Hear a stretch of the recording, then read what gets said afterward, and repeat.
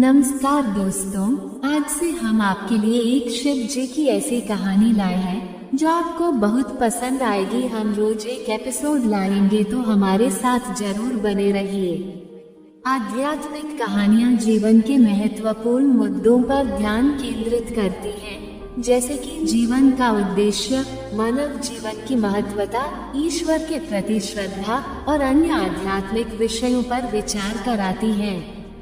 ये कहानियाँ जीवन के विभिन्न पहलुओं को समझने में मदद करती हैं और उन्हें आध्यात्मिक उन्नति के दिशा निर्देश प्रदान करती हैं। आध्यात्मिक कहानियाँ आध्यात्मिक ज्ञान और उन्नति प्रदान करती हैं। आप इस वीडियो को सुनकर अपने जीवन दर्शन को समझ सकते हैं और अपने जीवन को सफलता और आनंद से भर सकते हैं।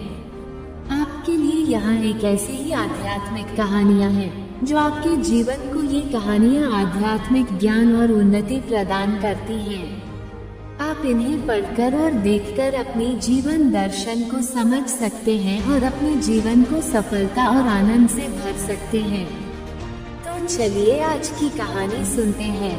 आप हमारे चैनल पर पहली बार आए हैं तो लाइक, शेयर और सब्सक्राइब जरूर करें। हमारा देश भारत और उसमें स्थित गुजरात राज्य के साबरकांठा जिले के तलोद तालुका में स्थित एक छोटा सा गांव वाव, जो कि हिम्मत नगर से दक्षिण की ओर 32 किलोमीटर दूर स्थित है और गुजरात के पाटनगर गांधी नगर से 50 किलोमीटर दूर स्थित है।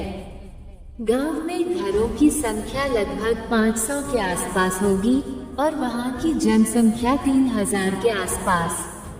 वाव एक छोटा सा गांव है, लेकिन प्रसिद्ध है अपने एक खूबसूरत मंदिर वीरेश्वर महादेव के लिए। कहते हैं स्वयं महादेव का वास है इस मंदिर में। अपने एक भक्त की जिद पर सबके कल्याण के लिए स्वयं महादेव ने उनके शरीर में प्रवेश करने का वचन दिया था, इसलिए उन्हें सब वीरेश्वर महादेव ही कहते थे। उनका असली नाम बहुत कम लोग जानते थे। उनकी कई अद्भुत चमत्कार गांव वालों और आसपास के गांवों और शहरों में लोगों ने देखे हैं। धीरे धीरे भक्तों की संख्या बढ़ने लगी और हर रविवार वहां पर भक्तों का तांता लगने लगा। कुछ लोगों ने उनके अस्तित्व पर उंगली भी उठाई तो महादेव ने उन्हें अपने होने का एहसास कुछ इस तरह कराया कि उन्हें नतमस्तक होना पड़ा। आज वाव के आसमान में शाम से ही अजीब रंग के बादल मंडरा रहे थे। न उनका रंग सफेद था, न ही स्लेटी, न काला, न गुलाबी और न ही नारंगी, बल्कि आज आसमान हरे और नीले रंग का नजर आ रहा था। नजारा देख गांव के लोगों को बड़ा ही आश्चर्य हो रहा था। साथ ही एक अनजाना डर सबके मन में घर कर रहा था। ना जाने कौन सी राक्षसी शक्ति आज गांव के आसमान पर मंडरा रही है। गांव वाले इस सोच में डूबे थे। एक तो धीरे धीरे रात भी गहराने लगी। लोग अब अपने अपने काम में व्यस्त हो गए थे। हरे बादल अब भी आसमान में मौजूद थे और बिजलियां चमकने लगी थी। लगता है बारिश होने वाली है, शिलाग ने कहा। शिलाग एक किसान था और अपनी एक छोटी सी झोपड़ी में रहता था, जिसे कच्चा मकान कह सकते हैं। यह मकान वाव के पक्के मकानों से अलग एक सुनसान जगह पर था, जहां कुछ और कच्चे घर थे, शायद मुश्किल से 6 घर। शिलाग की 3 बेटियां थी। सबसे बड़ी पूजा, उम्र 8 वर्ष, उससे छोटी आरती उम्र 6 वर्ष और सबसे छोटी लड़की का नाम श्रद्धा, जो अभी 3 वर्ष की थी। और फिर एक बार शिलाग की पत्नी रमा गर्भवती थी। शिलाग को एक पुत्र चाहिए था जो उसकी गरीबी मिटा सके, उसके वंश को बढ़ा सके और जो उसका नाम रोशन करे। उसके हिसाब से बेटियां ये सब कभी नहीं कर सकती थी। बेटियों के 14 वर्ष के होते ही उनका विवाह हो जाता था। गांव में कभी कभी ही कोई ज्यादा दिनों तक अपने पिता के यहाँ रहती थी। शिलाग पुत्र प्राप्ति की चाह में अपनी पत्नी को चौथी बार गर्भ रखने के लिए बोला था। रमा भी कहीं न कहीं एक पुत्र चाहती थी, इसलिए तैयार हो गई। उसे 9वां महीना चल रहा था। बाहर तेज बारिश शुरू हो गई। बारिश के कोई आसार नहीं थे, इसलिए अपने खेत और फसलों को बारिश से बचाने की शिलाद ने कोई व्यवस्था नहीं रखी थी। इसलिए वह अपनी दोनों बड़ी बेटियों पूजा और आरती को अपनी मदद के लिए ले गया था। गांव के सारे लोग अब अपने अपने घरों में जा चुके थे। गांवों में अक्सर शाम के 7 बजे खाना खाकर लोग सो ही जाया करते हैं। इक्का दुक्का लोग बैठकर बातें करते हैं। लेकिन आज बारिश की वजह से सभी घरों में थे और सभी के दरवाजे बंद थे। शिलाद खेत के लिए जा चुका था। इधर रमा को पेट में दर्द शुरू हो चुके थे। वो गांव से थोड़ी दूर जंगल जैसी जगह में रहते थे और आसपास कुछ ही झोपड़ियां थी। रमा दर्द से तड़पती अपना पेट पकड़कर बाहर किसी से मदद लेने जाने ही वाली थी कि बहुत तेज बिजली की गड़गड़ाहट हुई और डर से उसका पैर फिसल गया। वो पेट के बल जमीन पर गिरी और दर्द से तेज चीख उठी। वो पेट पकड़कर चिल्लाने लगी, मगर बारिश और बिजलियों की तेज आवाज में उसकी आवाज कौन सुनने वाला था। अब आसमान में हरा रंग और भी ज्यादा गहराता जा रहा था। शिलाद अपनी बच्चियों के साथ खेत में सारी व्यवस्था देख रहा था। आरती टॉर्च लेकर खड़ी थी और पूजा उसके पिता की शेड लगाने में मदद कर रही थी। साथ ही ट्रैक्टर को भी उन्हें सही जगह रखना था। यदि इंजन में पानी भर गया तो उसका खर्च उठाने की शिलाद की स्थिति नहीं थी। इधर रमा की चीखें बढ़ती जा रही थी और बिजलियों का चमकना और भी तेज हो गया। गांव पानी में डूब जाएगा ऐसा लग रहा था।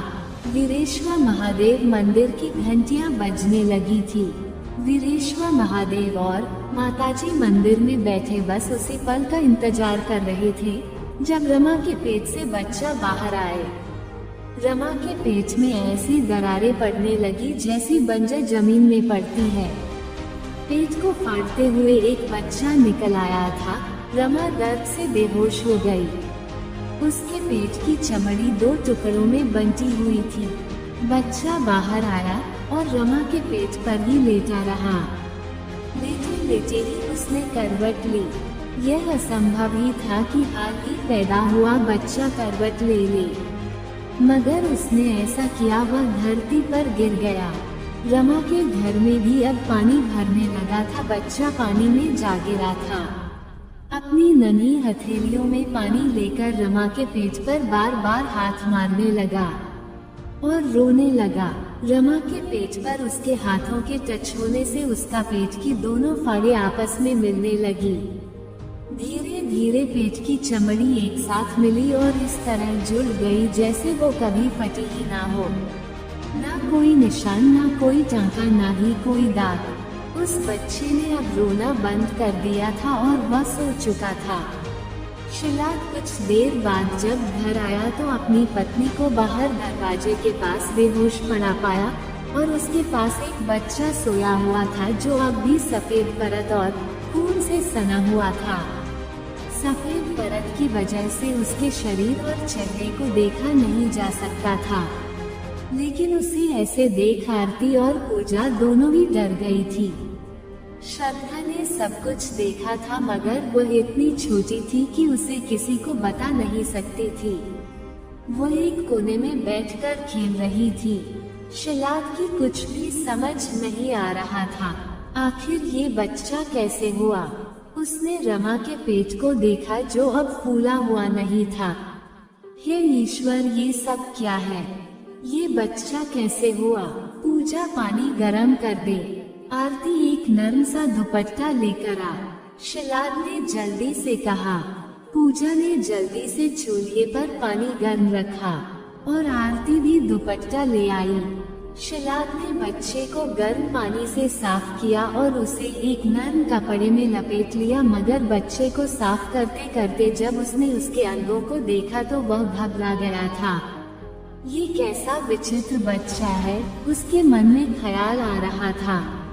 पूजा ने जब उसे देखा तो बोली, पिताजी ये कौन है? शिलाद ने कहा, तुम्हारा भाई। लेकिन शिलाद की समझ ही नहीं आ रहा था कि वह आगे क्या कहे। छी, ये हमारा भाई नहीं है, आरती ने कहा। हाँ पिताजी, ये हमारा भाई नहीं हो सकता, पूजा ने भी कहा। शिलाद भी बहुत चिंतित था। उसने दोनों को सोने के लिए कहा। श्रद्धा खेलते खेलते ही सो गई थी। रात गहराने लगी थी। कुछ देर में रमा को होश आया तो उसने बच्चे को देखा और जोर से चीख पड़ी, हे ईश्वर, ये क्या है? शिलाद ने उससे पूछा, रमा, मेरे जाने के बाद क्या हुआ था? रमा ने कहा, मुझे दर्द शुरू हुए में बाहर किसी को मदद के लिए बुलाने गई, मगर ना जाने कब मैं बेहोश हो गई। हाँ, मुझे इतना जरूर याद है कि बच्चा मेरे पेट को जैसे अंदर से चीर फाड़ रहा हो, ऐसा मुझे लगा था। किसी ठोस चीज से पेट चीर रहा हो, ऐसा लगा जैसे किसी गाय के तीखे सिंग। लेकिन उसके बाद क्या हुआ पता नहीं। लेकिन ये किसका बच्चा है? रमा ने पूछा। शिलाद ने कहा, जब मैं खेत से आया तब ये तुम्हारे पास सो रहा था। ये हमारा ही बच्चा है रमा। नहीं, रमा चीख पड़ी। नहीं जी, ये जानवर हमारा बच्चा कैसे हो सकता है? रमा ने कहा, जैसे ईश्वर की मर्जी रमा, जो है यही है। ये लड़का है, मिन्नतों के बाद लड़का हुआ है। शिलाद ने कहा, असल में लड़का होने से जो खुशी उसे होनी चाहिए थी वो उतना खुश तो नहीं दिख रहा था। लड़का नहीं, बैल है ये। देखो कैसे बैल की तरह माथा निकला हुआ है और इसके तो सिंग भी है, देखो। यहाँ तक कि इसके हाथ और पैरों की लंबाई एक समान है और उंगलियां तो है नहीं, और तो और रही सही कसर इसकी छोटी सी पूंछ ने पूरी कर दी। यह एक बलद है जी, यह मेरा बच्चा नहीं हो सकता। हाँ, जिस तरह रमा ने वर्णन किया था वो बच्चा बिल्कुल वैसा ही दिख रहा था, एक गाय के बच्चे जैसा, लेकिन सींगों वाला। रमा जोर जोर से रोने लगी। रोने से क्या होगा रमा, हो सकता है समय के साथ यह ठीक हो जाए, शिलाद ने कहा। लेकिन रमा अपनी बात पूरी करती उसके पहले ही उस बच्चे ने रोना शुरू कर दिया। लगता है इसे भूख लगी है रमा, शिलाद ने उसके सामने बच्चे को देते हुए कहा। मैं इसे अपना दूध नहीं पिलाऊंगी, कहकर रमा वहाँ से चली गई। शिलाद उस बच्चे को अपनी गोद में लिए निहारता रहता है और याद करता है कि कैसे उसने और रमा ने बेटे की चाह में वीरेश्वर महादेव की आराधना की थी। उन्होंने आसपास के लोगों से वीरेश्वर महादेव मंदिर के बारे में सुना था और वो लोग वीरेश्वर महादेव के पास गए थे। वीरेश्वर महादेव ने उन्हें कहा था, यदि नसीब में बेटा है ही नहीं तो क्यों मान रहे हो? आजकल बेटियां बेटों से कम नहीं होती है। लेकिन उन्होंने जिद पकड़ ली थी। वीरेश्वर महादेव भी परेशान थे, यह आखिर कैसे हो सकता था। तब उन्हें कुछ ऐसा पता चला था जिसे सुनकर वो भी हैरान थे। उन्होंने शिलाद और उसकी पत्नी को कुछ उपाय बताए थे और कुछ रविवार लगातार मंदिर आने को कहा था। शिलाद और रमा ने वैसा ही किया और उसके बाद अचानक एक दिन शिलाद की पत्नी यानी कि रमा गर्भवती हो गई। उनका वीरेश्वर महादेव पर विश्वास बढ़ गया था। लेकिन आज इस बच्चे को देख मन में यही ख्याल आ रहा था कि वीरेश्वर महादेव ने उन्हें कहा था कि यदि नसीब में बेटा है ही नहीं तो क्यों मान रहे हो? हाय, अब क्या होगा? शिलाद बस यही सोचकर सिर पीटने लगा था कि वह बच्चा और जोर जोर से रोने लगा। बाहर बारिश और बिजली दोनों थम चुकी थी। आसमान साफ हो गया था। रमा बिल्कुल सामान्य थी। हालांकि प्रसव के बाद स्त्रियां कमजोर हो जाती है, मगर रमा को देखकर कोई नहीं कह सकता था कि कुछ देर पहले उसका प्रसव हुआ था। ये कैसे संभव था? क्या यह उस बच्चे की वजह से था? अगली सुबह जब आसपास के घरों में रमा के प्रसव की खबर हुई तो सभी बच्चे को देखने आना चाहते थे और रमा का हाल चाल पूछ रहे थे। मगर रमा तो सबसे बाहर जाकर मिल लेती, लेकिन बच्चे को किसी को देखने नहीं देती। पड़ोसियों में कानाफूसी होने लगी। रमा को देखकर लगता ही नहीं कि उसका प्रसव हुआ है। कैसी रफ्तार से सब काम कर रही है और ना जाने क्यों बच्चे को हमें देखने भी नहीं देती। हाँ बहन, ना जाने क्या बात है। शिलार भाई भी उसे कुछ नहीं कहते। दूसरी औरत ने कहा, रमा अचानक ही बदल गई है। एक और औरत बोली, जाने दो हमें क्या।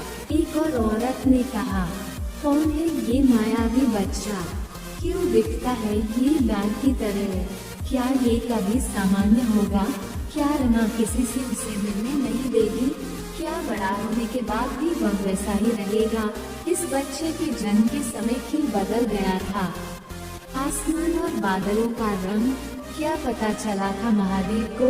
क्योंकि वो हैरान क्यों कर रहे थे रमा के बच्चे का इंतजार जानने के लिए। सुनिए इस कहानी को सिर्फ हमारे अगले एपिसोड पर। जो आपको हमारी ये कहानी अच्छी लगी हो तो हमारे चैनल को सब्सक्राइब करें ताकि हम रोज आपके लिए नए वीडियो लाते रहें। हर हर महादेव।